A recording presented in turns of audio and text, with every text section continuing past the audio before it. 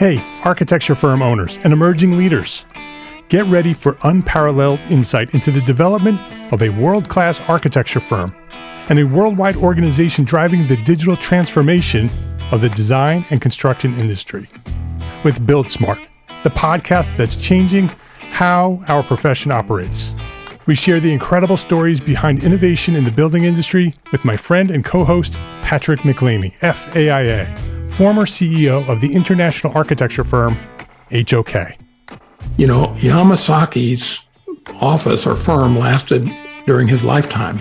And when he passed away, I think that was the end of the Yamasaki office. Helmut did not want that. He wanted a firm that would live out and grow beyond the founders.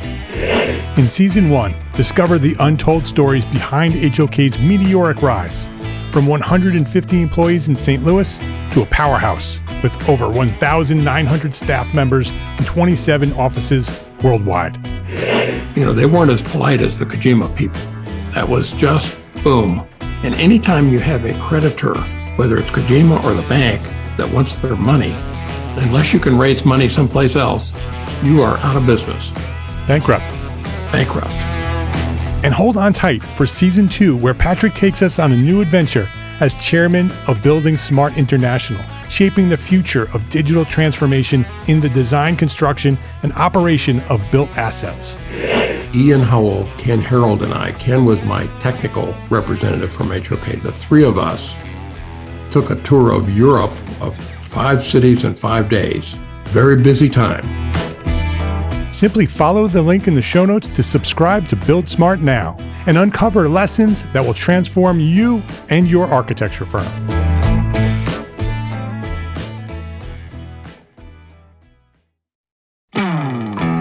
Hey, architecture firm owners and emerging leaders. Get ready for unparalleled insight into the development of a world-class architecture firm and a worldwide organization driving the digital transformation of the design and construction industry. With Build Smart, the podcast that's changing how our profession operates. We share the incredible stories behind innovation in the building industry with my friend and co-host, Patrick McLeamy, FAIA, former CEO of the international architecture firm, HOK. You know, Yamasaki's office or firm lasted during his lifetime. And when he passed away, I think that was the end of the Yamasaki office. Helmut did not want that. He wanted a firm that would live out and grow beyond the founders.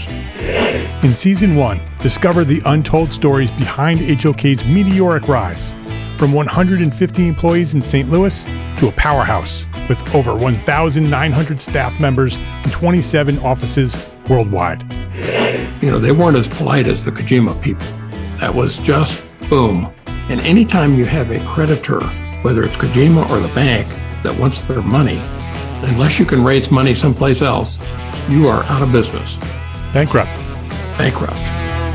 And hold on tight for Season 2, where Patrick takes us on a new adventure as chairman of Building Smart International, shaping the future of digital transformation in the design, construction, and operation of built assets. Ian Howell, Ken Harold, and I, Ken was my technical representative from HOK. The three of us took a tour of Europe of 5 cities in 5 days. Very busy time.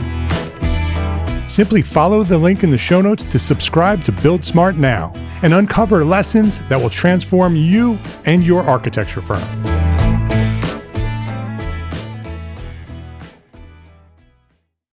Are you an entrepreneur architect based in Europe, the Middle East, or Africa? If so, listen up. Earlier this week, we launched the new EntreArchitect Academy Small Group Mastermind just for you. The EMEA Mastermind is a powerful weekly discussion group limited to 10 members and facilitated by Katie Crepeau, founder of DesignEffects.com and based in London. To learn more, visit EntreArchitect.com/EMEA.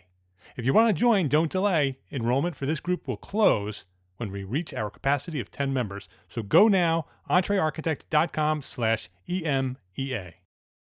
You are listening to EntreArchitect Podcast, and this is episode 180.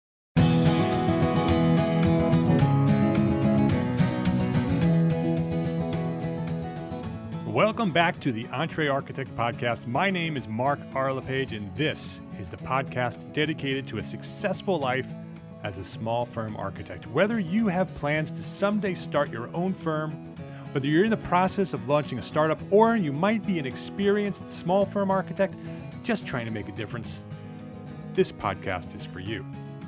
My goal is to inspire you to build a better business so that you may pursue your purpose with passion and live the life of your dreams. This episode of EntreArchitect podcast is supported by our platform sponsors, FreshBooks, BQE Software, and ARCAT. And I'm going to share a little bit more about these great companies later in the show, but before we get started here, take a quick note to schedule some time later this week to visit each one of them.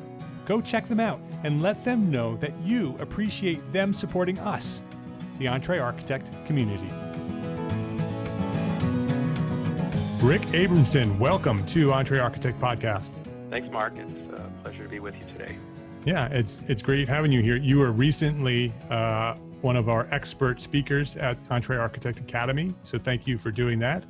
That was a very interesting training session on how to present yourself as a small firm architect in public. And it was some great information. So EntreArchitect Academy members have access to that. But thank you very much for spending some time with us there and for coming back here to the podcast.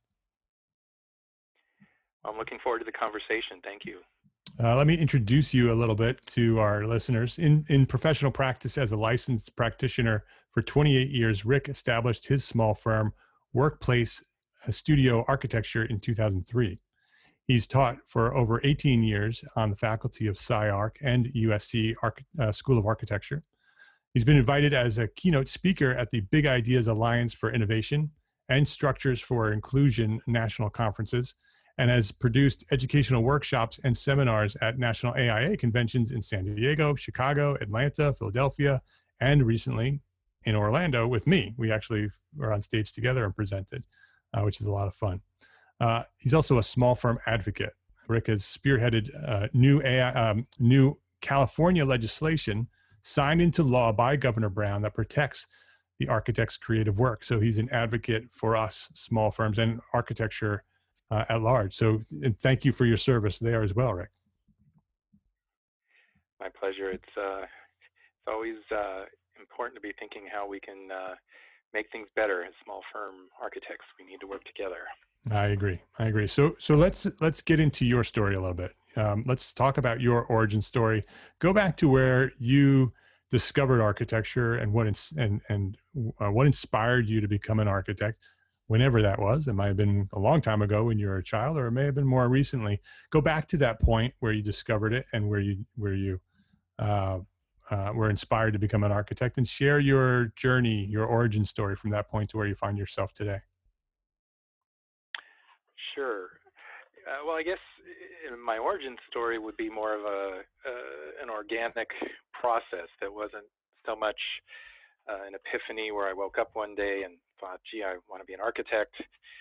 It certainly wasn't something as a child where I, knew that's what I wanted to do was build things. But I think fundamentally when I look back, I was always a maker of some sort. I always enjoyed doing things with my hands on the creative side, whether it be ceramics or metalworking, or remember even taking a class in puppet making, but always exploring with my hands. And I think where it finally came to a head was in high school, where one day I got summons to the office and the counselor wanted to talk to me. I thought I was in trouble. He sat me down. He says, "What are you going to do with the rest of your life?"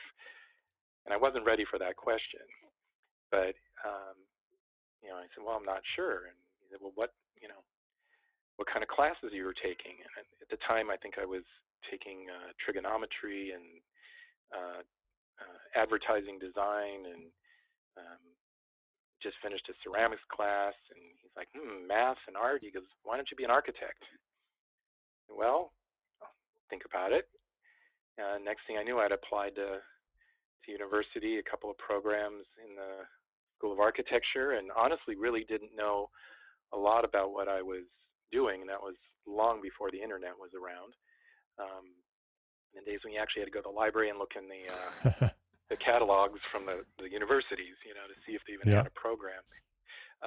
But that's really how it started. And then interestingly, once I ended up doing my undergrad at Cal Poly San Luis Obispo.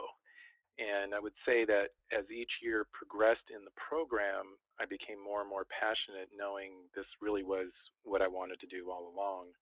I was very fortunate, that I think statistically more people end up changing majors and transferring than not. But in my case, I actually grew the passion over time and knew at the end that's what I wanted to do. So once you decided what you wanted to do, what's the next step? So you sort of discovered that you're going to be an architect, and you went to architecture school and did that, and so you graduated. Where was your first job, and what was that like? Well, my first professional experience was with a very long-term established small firm. I think there were maybe 10 people, but had been in business for 50, 60 years, and it was very old school. In fact, I remember getting memos on my desk saying, work starts at 7 a.m. and you're to be at your desk working at 7 a.m. And if you want coffee, you better get there 10 minutes early so you have your coffee at your desk. And it was a very old school kind of experience. And that firm did primarily government work, and it honestly wasn't the most satisfying, but I stayed there close to a year and a half, and then moved on to another small firm where I stayed for 6 years, and then went back to graduate school. And where did you go for grad school? I went to UCLA, spent a few years there doing a master's. Ended up returning to begin a doctoral program, and then was awarded a Fulbright scholarship to go study architecture in Italy. So that had a profound effect on things, and certainly changed the course of where I would go from there. How long were you in Italy? Spent a little over a year there, and then came back and sort of started my own firm, was offered a teaching position, and ended up teaching for close to 18 years at both SCIARC and USC School of Architecture. And so so you went to Italy. Where in Italy did you focus? Where were you based? I was based in Rome, but my research also involved some libraries in Milan and London and Berlin. Yeah, I love Italy. I want to go back. Anne Marie and I went to Italy for our honeymoon. She actually had spent time in Italy through school as well, she was based in Rome, and we spent an extra week in Rome. So I've already promised her that we're going back. So I just don't know when. But what an amazing experience. Yeah, it's a phenomenal city of so many layers, of so many cultures, and to just see them sort of unearthed depending on your interest, from the early Etruscans to modern day Romans. There's such an amazing diversity of culture and architecture. So when you came back, you launched your firm right away? Yeah, well, I had been doing some small work while I was a graduate student, but when I came back and I went more full-time in practice and then teaching, so I was splitting my time doing both. And what kind of work do you do? Our work varies. I would say it's mostly on an urban infill scale. I would say it runs around 60-70% residential, and the balance being either commercial work or consulting work. Lately, we've been doing a lot of policy consulting in Los Angeles, and that's been an interesting new challenge to work closely with governmental entities. So when you say policy consulting, what does that mean? That you're working for governmental entities, helping them put together policy?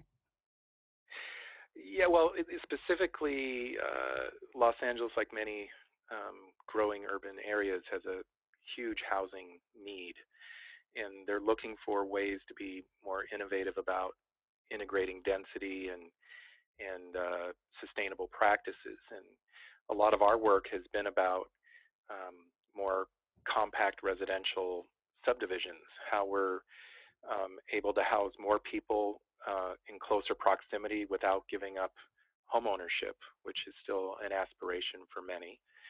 And so a lot of our professional work has been doing creative infill projects. And so we responded to an RFP to write a new ordinance and design guidelines for a compact home ordinance in the county of Los Angeles. So we're working on that right now. Interesting. So that was an RFP. So where did you find that RFP? How did you know that existed? I think just through word of mouth, a lot of individuals had known that we had been doing these type of projects. I had been connected with many city planners throughout the Los Angeles area on a number of projects, and I think they tend to talk to one another, and I think our firm was sort of identified as a good candidate. Mm-hmm. And so what interested you in that type of work? Why pursue that? Why not stay focused on designing the work that you're designing as a traditional architect, and take that to the next level and go into working with government? Well, I think it goes back to the Italian roots, perhaps. In a lot of my academic research, I was always fascinated with Da Vinci and the whole Renaissance notion of uomo universale, universal thinker. And so, I've always been fascinated about not only making architecture, but also the process by which it's made and how architects fit into that role, and realizing more and more that what, say, control we have over the process, if anything, has waned over the years. And part of that reason is that we're not at the table when especially things like housing policy is being made. And unless we're at the table, that design input and that design thinking is not going to be part of making cities in the future. And I think it's really important for architects to step up, and this is just my way of participating in that type of process.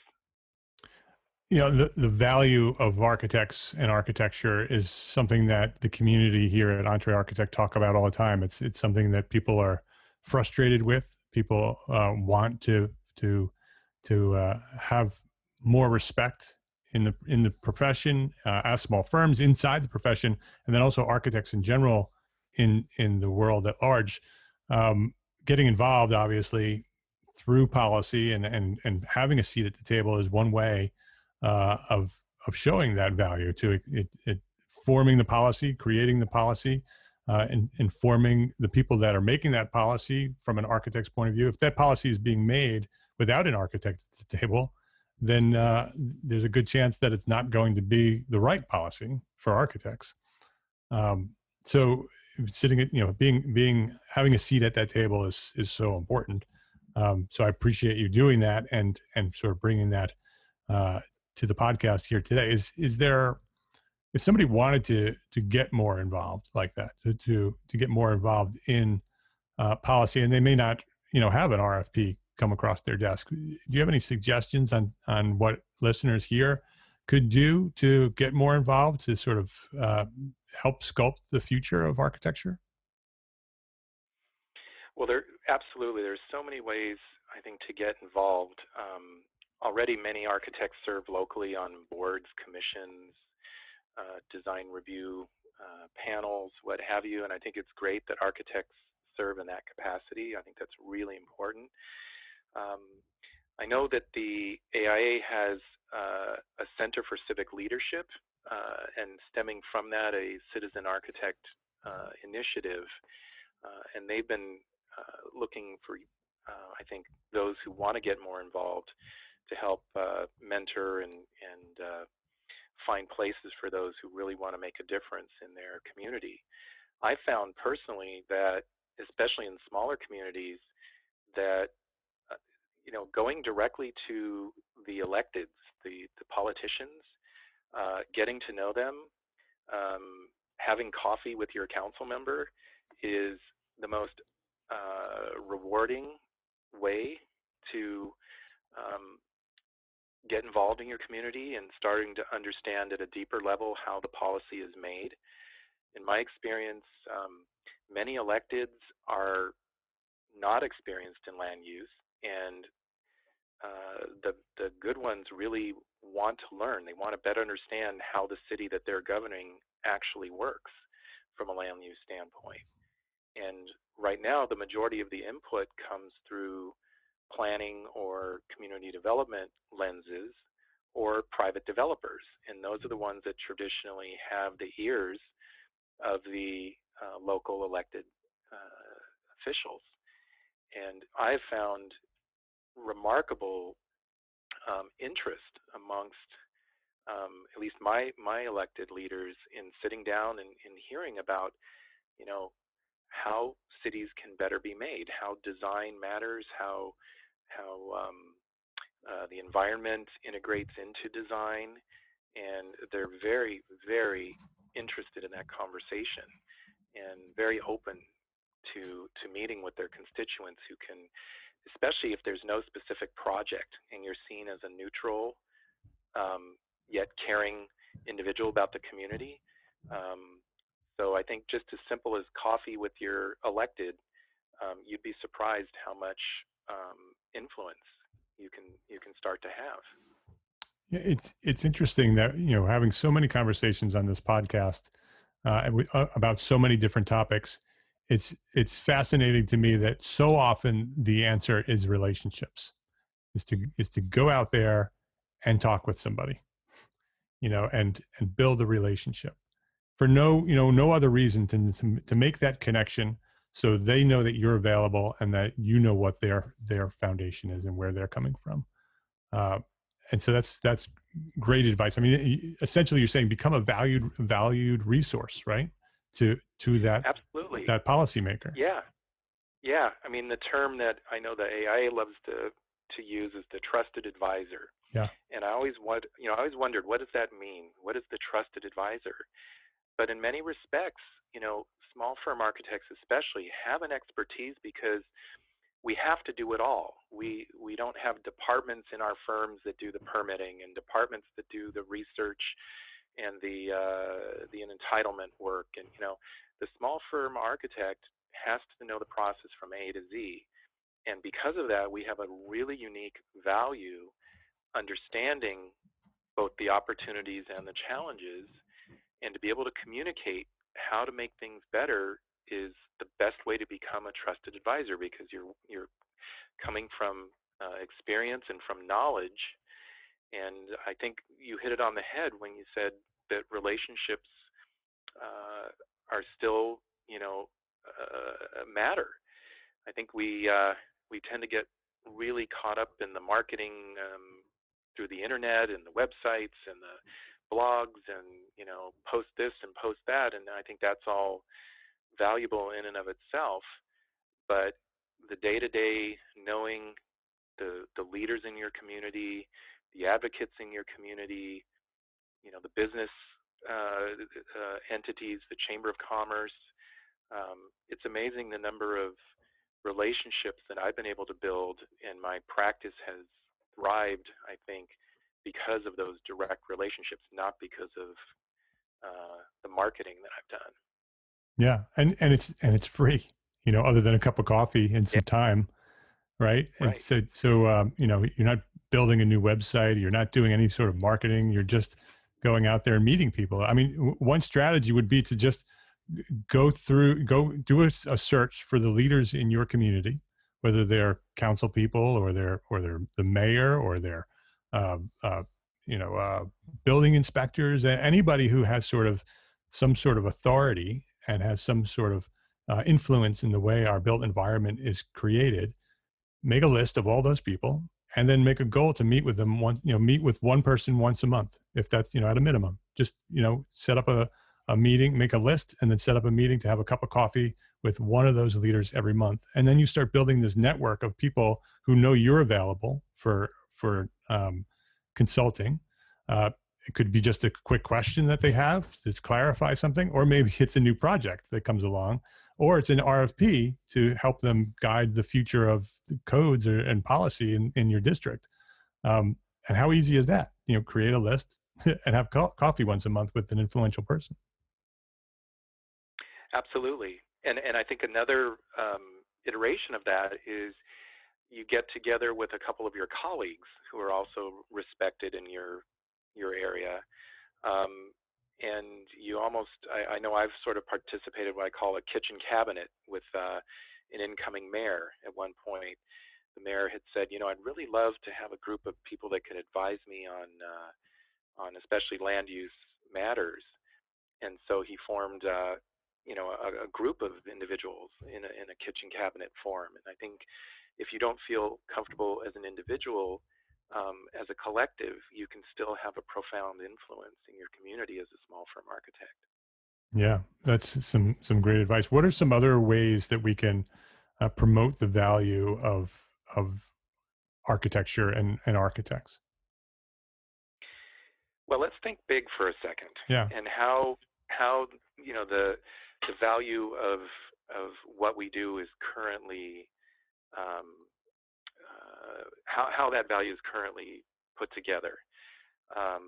When I look at say a residential context, the value of homes, for example, are indexed in a multiple listing service, MLS, under bedrooms and bathrooms, right?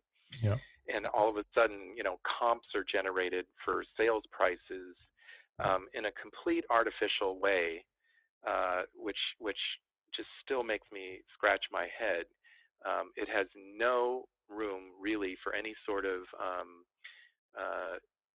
efficiency or building performance or excellence in design. None of that is factored in. It's merely numbers on a page, square footage in bedrooms and bathrooms, right? And even in the commercial world, it's price per foot, square footage, maybe load factors of circulation, but again, it's just all numerical quantification. If we're ever going to change the conversation about the value of architecture, we need to be able to communicate in a very clear way to the public why what we do matters.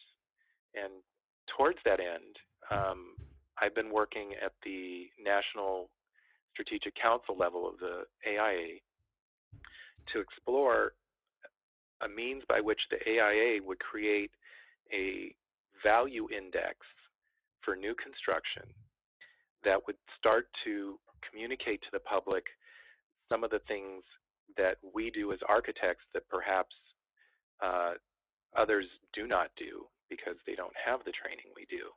And this index, and it's still in the formative stages, but the index might have certain measurables. So for example, it might have a score for energy efficiency, or water consumption, or building performance, or material content, sustainably driven criteria. It might have a resiliency factor, how well it might resist and be prepared for a natural disaster. As architects, we could come together and really try to measure the things that we do when we design that are valuable. And can you imagine, hypothetically, that this index is put onto every new, say, residential project, and let's say, a new well-designed, architect-delivered home gets, let's say, an 88 on a scale of 100, and you compare it to the developer house that's been repeated, thousands of times, and it gets a 28.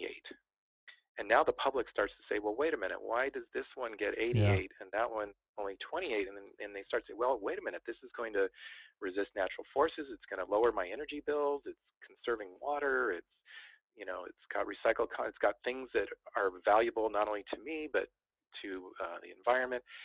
And that changes the conversation. And so I think we've got to find a way to demonstrate to the public why what we do is valuable. And I think it's got to be in a measurable way. And I don't think it should be necessarily about character and aesthetics and that kind of thing. I think that's a little bit of a slippery slope. But I think it can be on the value of design in terms of the overall performance of a building. That's something we're working on right now. That's a great idea. And could you imagine if Zillow and Trulia and all the online real estate platforms that are basically taking over the MLS, if they adopt something like that, and now the pricing is based on this new pricing that's actually developed by architects, and that you did that comparison between the developer house and the architect design house, which in the MLS, if it had the same number of bedrooms and the same number of bathrooms, would be the same value. That's right. And you're showing with one index, which is more accurate and more specific, would be 80, and the other one would be 20. And it's like so far different. And you could just look at those two houses and you can walk through them and you'll see the differences. But when you're purchasing them and when the real estate agent gives you the values of the comps, they're equal. Exactly. And I think that's why if we can find a way to communicate to the general public how to look at a design, how to look at a house in a different way, and we lead that conversation instead of having other disciplines like realtors ascribe value to what we do.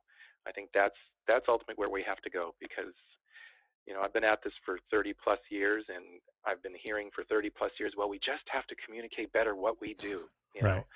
And I'm frankly very tired of hearing that comment, because we can talk ourselves to death, but until we develop something that is tangible and accessible and understandable by the public, it doesn't matter. We can't talk about it anymore. We have to do it.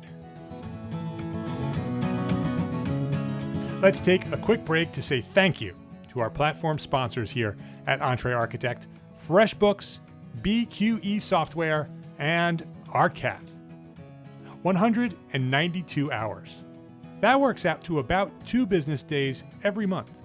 And when you're a small firm architect using FreshBooks cloud accounting software, that's the amount of administration time that you can save this year. That's time that you can spend doing the things you love, like being an architect. FreshBooks makes it simple to send invoices, post your expenses automatically, track time for your whole team by project, and get organized with reports, communication, and notifications. Sign up for a free 30-day unrestricted trial and get ready for the simplest way to be more productive, organized, and most importantly, my favorite, get paid faster. Visit EntreArchitect.com/FreshBooks to access FreshBooks for free, and be sure to enter EntreArchitect in that How Did You Hear About Us section. One of the most often requested resources here at EntreArchitect community is project management software. I hear it all the time. How do we keep our projects and our people organized while we grow as entrepreneur architects? This podcast is sponsored by AIA Advantage Partners, BQE Software. They are the makers of ArchiOffice. ArchiOffice is the only time tracking, billing, and project management software made by architects for architects. It empowers you to easily and quickly understand everything about your projects, your staff, and finances, all in one place, wherever you are. And listeners here at EntreArchitect Podcast can get a free 15-day trial of ArchiOffice at EntreArchitect.com/BQE. That's EntreArchitect.com/BQE. If you've been listening to this podcast anytime during the last few months, you've heard me talking about ARCAT. And hopefully you're already using their free resources on a regular basis. But for those of you who have maybe not checked them out yet, ARCAT's a great tool for small firm architects like you. ARCAT has huge libraries of free content, CAD, BIM, specifications, and more. And they've done all the work for you. You need a spec? Click on over and download the CSI 3-part specification in multiple formats. All for free. How about a CAD detail or BIM objects? All free at the click of a mouse. ARCAT has tons of building product content ready for you to use, and it's all completely free. And you don't have to register to download any of it.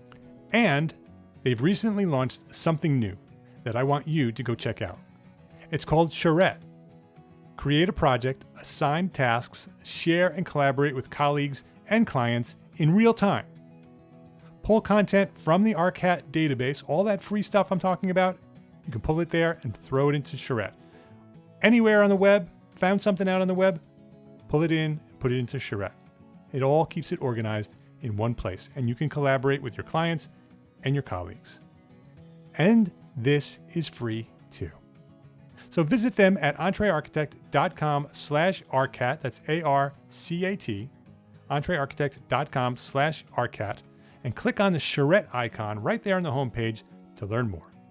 FreshBooks, BQE Software, and ARCAT.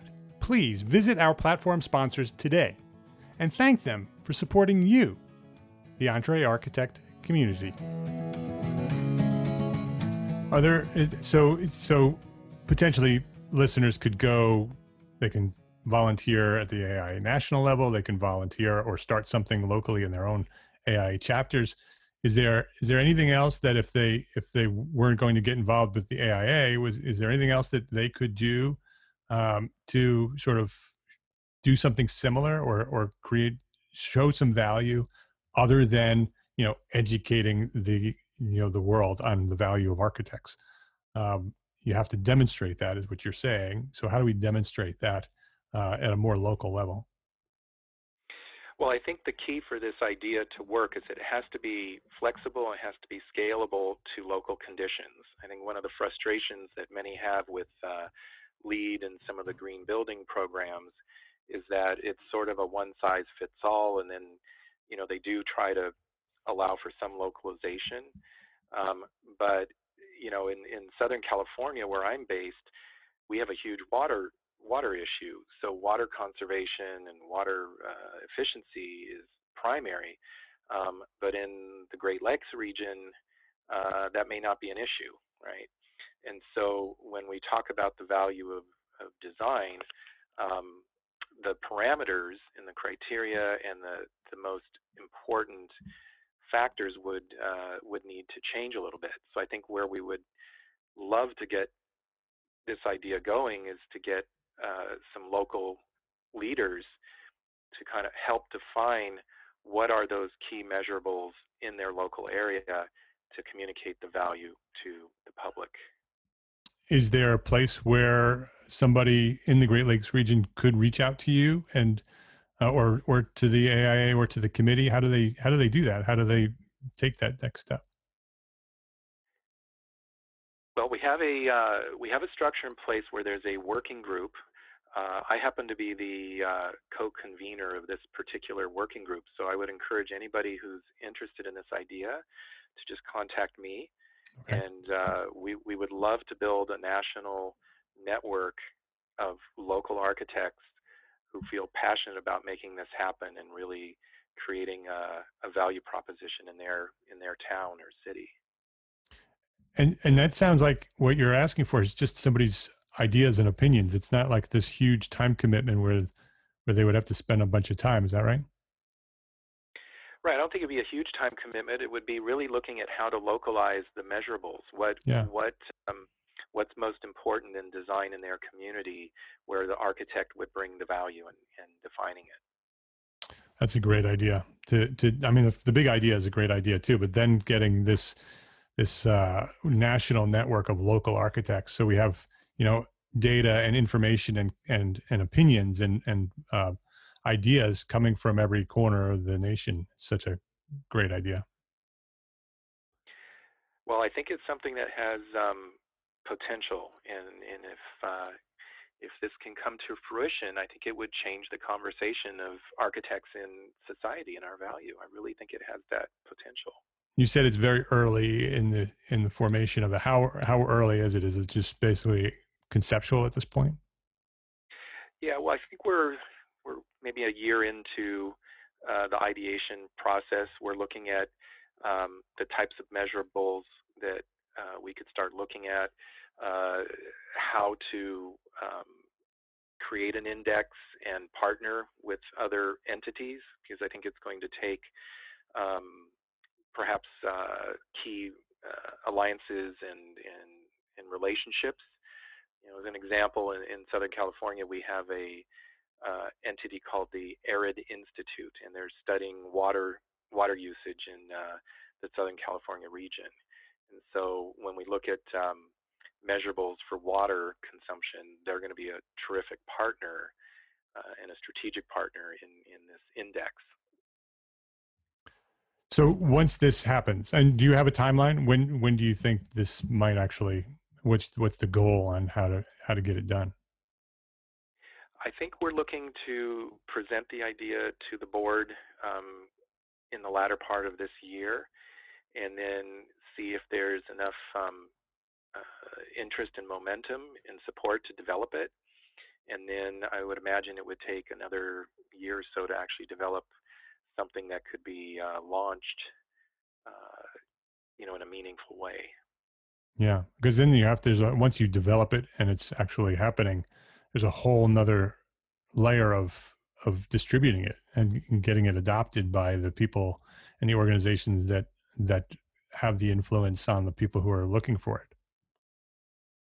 Absolutely, and I think it just starts one by one. Yeah. If each architect is able to develop a score for their new work, and it starts to be commonplace, where even the National Association of Realtors, I think they could be a great strategic partner in this. I don't think it needs to be seen as a threat to what they do, and in many respects, I think it would help them. Yeah.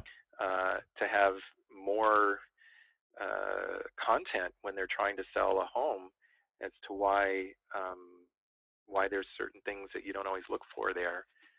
So I think it could be a real positive if it's developed in a positive way. Yeah, it would be such a great tool for architects too. They design a new house, and they do the calculation, and they actually not only submit the design and the program, but they actually submit the value based on this calculator on what this house would be worth. Wouldn't that be great if we could actually do that? Wouldn't that be awesome? Tremendous. Yeah. You could literally show them the value of an architect. Yeah, and I think the public would appreciate it, because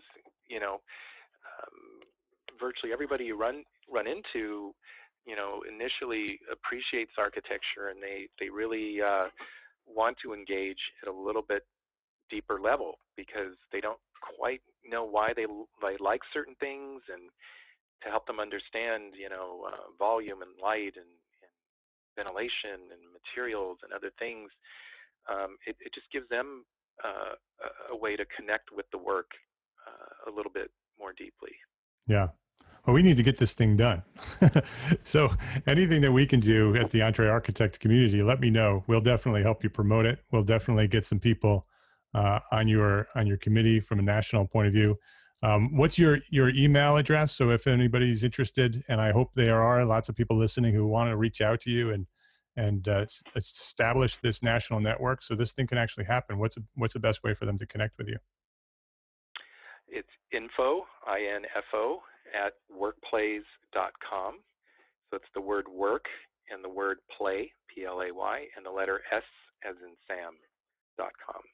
Okay. So you're out there, you're listening right now, you're excited about this idea. This is an idea that really could change the profession. This really could be the answer to sort of, the first step in getting some very tangible movement and progress in communicating the value of an architect. When somebody plugs in the parameters of their home and out pops a number, and they compare it to a number that's of a building that's not designed by an architect, and that number is much lower, there's no better way to communicate the value of what we do. Yeah, I would agree. I think there's going to be a vetting process. We're going to want to look at the downside as well as the upside. Certainly, a lot of thinking will still have to go into developing it, but Sure. I think if we can pull it off, it would be really remarkable. Well, Rick, let me know how I can help, because I definitely will help you with my community, my network, and get people interested and help you make this thing a reality. Yeah, much appreciated. So anything before we wrap up, anything else you want to talk about? Because this is really something that I want people to pay attention to, but is there anything else on your plate that you want to talk to the community about? Well, one of the other things that I'm working on in my spare time, I certainly wear far too many hats these days, but another thing that I'm very passionate about is going back to the sort of influence of architects in society. And one of the other working groups that I'm leading at the national level is what we're calling a local city architect movement. And what's really interesting is that in the formation of most American towns and cities, there was a city architect. The architect was front and center with the planning and the sort of the understanding of how a town or community would grow. And architects were intimately involved. In recent times, one of my colleagues actually did a bit of research and found that of the top 100 most populated cities in America, only 18 of the 100 have any sort of architectural presence. And of those, only a handful, less than 5, actually have what we would think of as a city architect, someone, who's more of a visionary and a leader. Many of those currently who are architects are serving in departments of engineering or public works and doing great work on capital improvements and city buildings in some cases. But the understanding of the city architect as the sort of visionary for a community and someone who can kind of embrace the aspirations and goals of the community and the sustainable environmental interests and the sort of cultural or social issues related to preservation or conservation, that presence really is no longer there. And so another thing that we're looking at is how to reinsert the city architect and the design thinker into local government. And I think it's very, very important, and I'm sure many in your community see on a daily basis that the majority of those involved in land use are on the policy side. Right. And on the policy side, you tend to get what I refer to as more left brain thinkers, those who are more linear and analytical and look at what other communities have done and, what other zoning code policies have been implemented. And so new policy is often developed in a very analytical and linear way. And what's really missing is the right brain, the creative thinking, the innovation, the what's missing, the gaps that need to be filled in. How can a city better grow if only we thought bigger? And I think that right brain side of things that a city architect could bring would be invaluable, and again, really change the status and the standing and the value of architects in society. So that's something we're working on as well. I think that's a great idea too. I think that though will actually come back to the other idea as well. I think the other idea will succeed because it'll come down to numbers. It'll come down to some very clearly perceived value of that calculator. Um, a city architect, which would be very valuable, would definitely be financially valuable to the city to have somebody on board who's looking out for the vision and the overall development and the aesthetics and the which all add value to the city and adds, which then comes back and increases, the tax roll, and it benefits the society by us being there. But in order for my guess, as you're describing this idea of a city architect, a local city architect, that if when they did exist, they probably disappeared because of budget cuts. That they were one of the first to go, right? When they go down the list of who can we cut, well, we're just going to cut the visionary guy, and we'll keep the guy who's the developer, who's kicking back a whole bunch of money to the city. So I think that too we'll have to show the value in financial terms to the city of having that city architect. Do you agree with that? Oh, absolutely. And I think you're right. I think that's in part why the city architects waned. Yeah. That was certainly one reason. I think another reason is not enough young architects thought of serving in government. Mm-hmm. It wasn't an aspiration, and so it's not as easy a position to fill. But I know in my community, the budget question is almost laughable because of the number of issues that have arisen because of that lack of expertise. Mm-hmm. They've spent hundreds and hundreds and hundreds of thousands of dollars unnecessarily because that input was not at the table. And so I'm absolutely convinced that the value of having the voice of an architect and design thinker within the land use and development structure of cities will way more than pay for the cost of that individual or individuals. But we do have to be able to communicate that. Right. Absolutely. Right. I think that's the key. And where I'm seeing it, I'm not sure in your neck of the woods if you're seeing this, but certainly in California, we are getting design guidelines adopted and spreading, frankly, like a virus. And every community now is interested in looking at how design can be guided. And the diversity of how different communities look at this is really remarkable. Some look at it as a way to help so that you don't have to hire an architect, right? That if you just Right. have a draft person or a developer just follow certain design guidelines, they can get through the process and have a decent project, because it's, most of the guidelines are at the lowest common denominator, what would be just, adequate enough. And then other communities are looking at design guidelines as a design excellence aspiration, and they're trying to define what is excellent. And I've seen some successful ones and some very unsuccessful ones. And in the third case, a lot of them are being developed so that planning departments can check architects.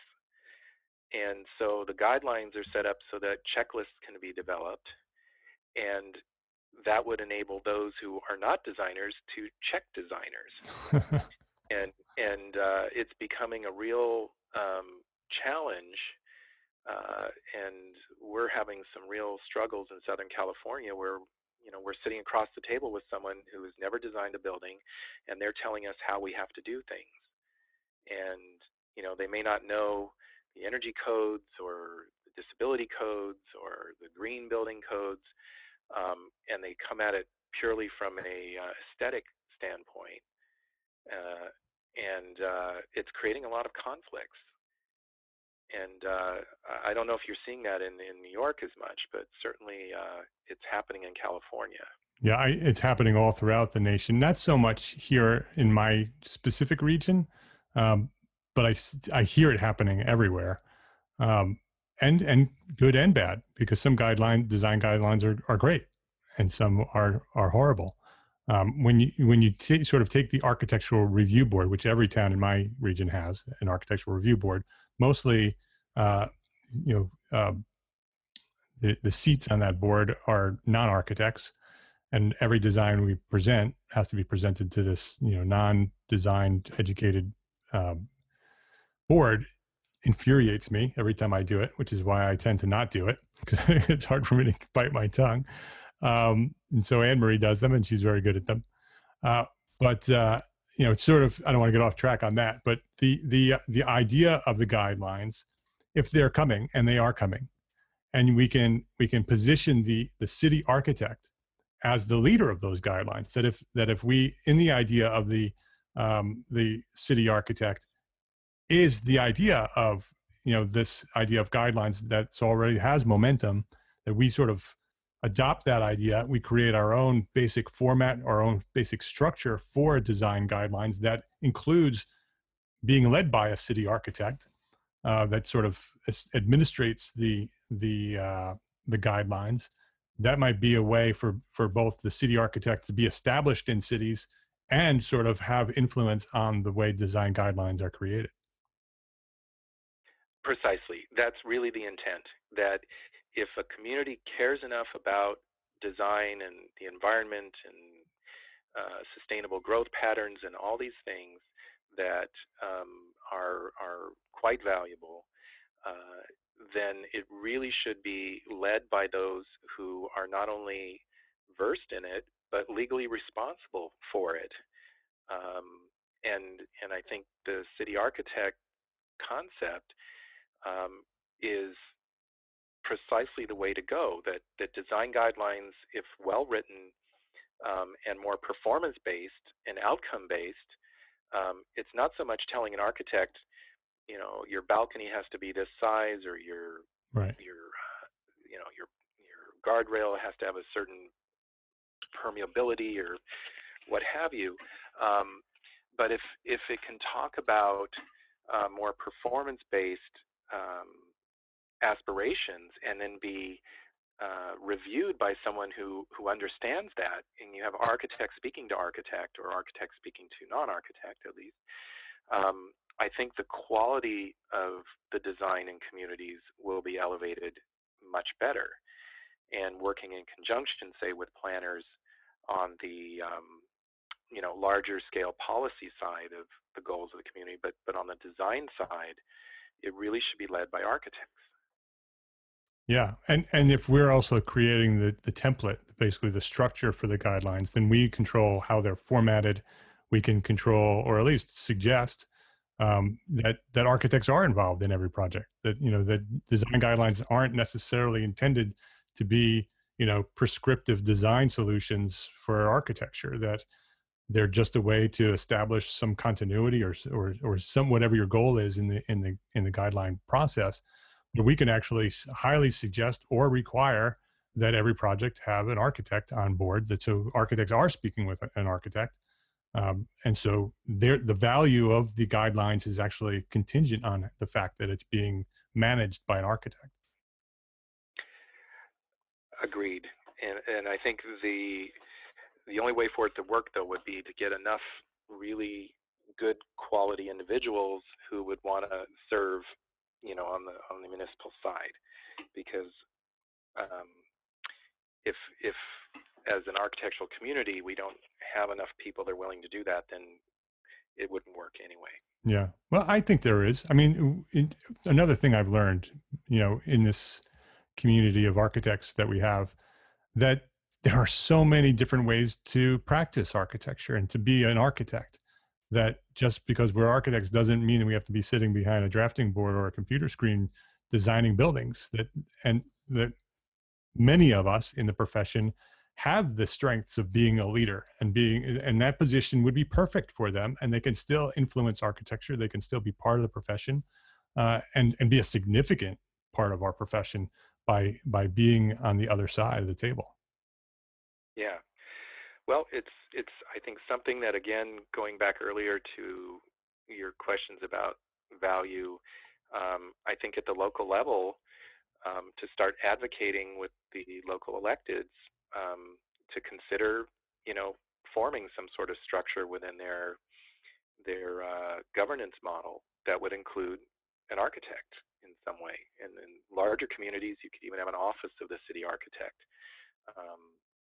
And in smaller communities, it could even be, a consulting architect or something. But I think there's going to have to be a significant advocacy effort at the local level across the country to really make something like this work. Yeah, I mean, most towns and cities in my region have town engineers and town attorneys. They're already there because they see a value in having them there. I think that if and this discussion of design guidelines is coming, having the city architect will make sense, as we proceed in something like that, as long as we, are in control of it. Again, we need to take the step of actually taking, because somebody else is going to, that if we don't, there will be a void, and it will either be the developers stepping into that role, or the real estate community will step into that role, or, another policymaker will just step into that role, and it'll become whatever they want it to become, whatever will benefit them. And so, architects not only want to benefit our profession, but architects truly have the best of heart to our cities and our towns and the built environment. We are passionate about creating design and creating wonderful places to live our lives. And so it needs to be us. Agreed. So obviously we're going to post your email, so we'll get people there. Obviously the next step for people, if they want to make a difference and start doing this, is that idea of reaching out to your community leaders and making a connection with those people, building some relationships. Because then once you have those relationships built, whether it's you one-on-one or you with a group of your colleagues, when these ideas are more fully developed, you'll be there. You can be the ones that sort of become the conduit to your community leaders and say, hey, look at this, valuation calculator, or this guideline that we've established. Look at this idea of a city architect and these design guidelines that you're talking about already. So get out there and talk to your community leaders, build those relationships, reach out to Ric, and let him know that you're interested in helping in a way to make this thing happen. These ideas are great ideas. I hear this idea constantly. Every day I hear this. You go to the EntreArchitect community on Facebook, and every day somebody is talking about or ranting about the fact that we don't have value, that there's no value to an architect in our society. These are two amazing ideas that, if they become reality, could add lots of value to the profession. So reach out to Ric, go do your own part on your end, and make these things happen. So Ric, thank you very much for sharing your knowledge here today. Again, some great ideas. Every time I talk to you, I get all enthusiastic and pumped up because you have such great ideas. And I love the fact that you're out there doing it, that you're not just talking about it and complaining. You're actually going out there, and you don't do any of that. You don't complain at all. You just go out and make a difference. So I appreciate you for going out and making a difference, and for joining me here today at EntreArchitect Podcast. Well, thanks, Mark, for everything you do and spreading the word to your community. I'm a big advocate of the small firm architect, and I really want to see, as a larger community, the small firms really thrive. And through these kind of networking and relationship building, I think this is how it's going to happen. So thanks for everything you do. Yeah, you're welcome. So we'll go check out the show notes, entrearchitect.com/episode 180. This is the 180th episode of EntreArchitect Podcast. Again, Ric, thanks for being here. If you liked what Ric and I shared here today, I ask you to share it with a friend. Pick one friend that you think might benefit from this. This is a powerful episode. Ric shared some major value here today. The work that Ric is doing is I appreciate what he's doing for the profession. And the information that he shared here today was so powerful. It can change the way we do things here. So share this one. This is EntreArchitect.com/episode 180. This is the 180th episode. Complete show notes and a direct link to download this episode can also be found at that link, EntreArchitect.com/episode 180. So go share that with a friend. Go put it on Facebook, put it on Twitter, link it up on Instagram. Share it. Get it to somebody. Email it today. Hey, and don't forget, if you are an entrepreneur architect based in Europe, in the Middle East, or in Africa, that's that time zone right there by the Europe, visit EntreArchitect.com/EMEA. We have a powerful EntreArchitect Academy small group mastermind discussion group for you, the EMEA architects.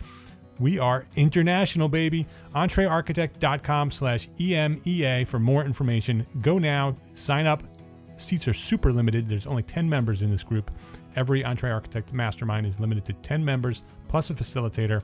So it may already be sold out and closed, but go check it out. EntreArchitect.com/EMEA for more information. And my name is Mark R. LePage, and I am an entrepreneur architect. And I encourage you to go build a better business. Focus on building a better business so you can be a better architect. Love, learn, share what you know. Thanks for listening. Have a great week.